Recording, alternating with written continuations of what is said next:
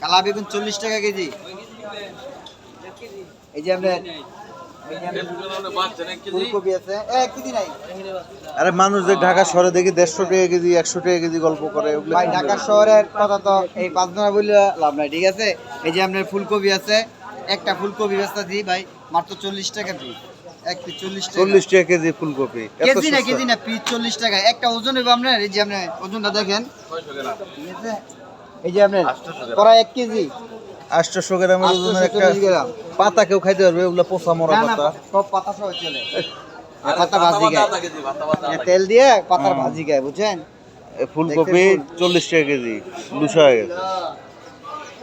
নতুন আলু উঠছে, এই যে নতুন আলু, এই যে নতুন আলু, এই রে সব বনাস করছে। নতুন আলু কি দাম বেচছে?